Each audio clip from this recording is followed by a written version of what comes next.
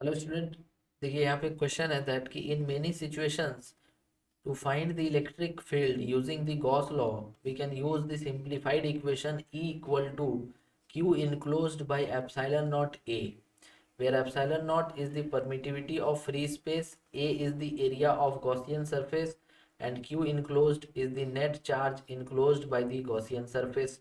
Among the following situation, this equation can be used. Options हमारे पास given है, तो पहले हम लोग गॉस लॉ समझ लेते हैं। ठीक है, जैसे मान लीजिए कि आपके पास एक पॉइंट चार्ज है क्यू, और इसका आपको फ्लक्स जो है निकालना है एक स्फेयर के थ्रू।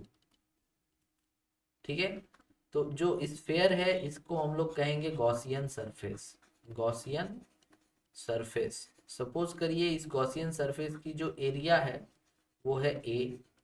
तो देखिए ये जो गॉसियन सरफेस आपने यहाँ लिया है, इसकी जो डिस्टेंस है क्यू से वो कांस्टेंट है आर। समझ रहे आप? उसी तरह से मान लीजिए कि आपके पास एक लाइन चार्ज है, मतलब कि एक रॉड है, पॉजिटिव रॉड है। ठीक है, तो इस पॉजिटिव रॉड में आपको इसका फ्लक्स अगर निकालना है तो एक सिलिंड्रिकल पोर्शन हमारा जो होगा गॉसियन सरफेस होगा। तो इसमें भी जितना भी सरफेस है वो सारा का सारा इक्वी डिस्टेंट है इस रॉड से या इस चार्ज से। समझ रहे? तो ये एक तरह का इक्वी पोटेंशियल सरफेस कहलाता है। मतलब कि आप अगर यहाँ पर पोटेंशियल बात करो, चाहे यहाँ पोटेंशियल बात करो, तो इन हर जगह पर जो पोटेंशियल होता है ये इक्वल होता है, इसीलिए हम कहते हैं ये एक तरह का इक्वी पोटेंशियल सरफेस है। तो अगर आप गॉस लॉ यूज करोगे तो गॉसियन सरफेस लोगे, और वो गॉसियन सरफेस जो होगा वो इक्वी पोटेंशियल होगा।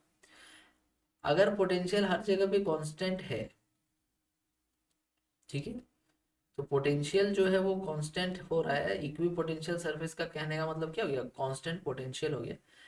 तो अब यहाँ पर देखिए कि हमारा जो पॉइंट है वो आपका आर डिस्टेंस पे है, तो हर जगह पर हमारा इलेक्ट्रिक फील्ड भी कांस्टेंट होना चाहिए। अगर इलेक्ट्रिक फील्ड कांस्टेंट नहीं होगा तो जो गॉस लॉ होता है वो होता है phi equals to Q enclosed by epsilon naught. तो इस फाई को हम लोग लिखते हैं E dot A. E dot A, अगर कोई लाइन या कोई एलिमेंट ले रहे तो इसका इंटीग्रेशन होता है, क्लोज लूप इंटीग्रल। ठीक है, क्यू इनक्लोज बाई ए।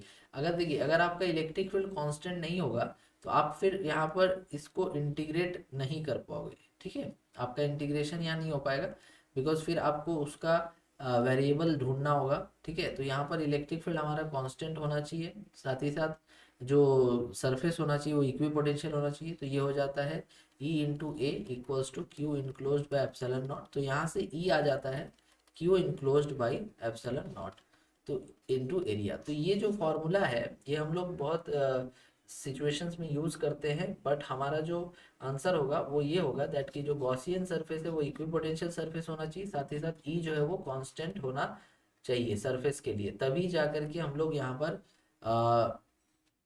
आप कह सकते हो दैट इलेक्ट्रिक फील्ड किसी एक पॉइंट पे हम लोग निकाल सकेंगे। तो ठीक है, थैंक यू।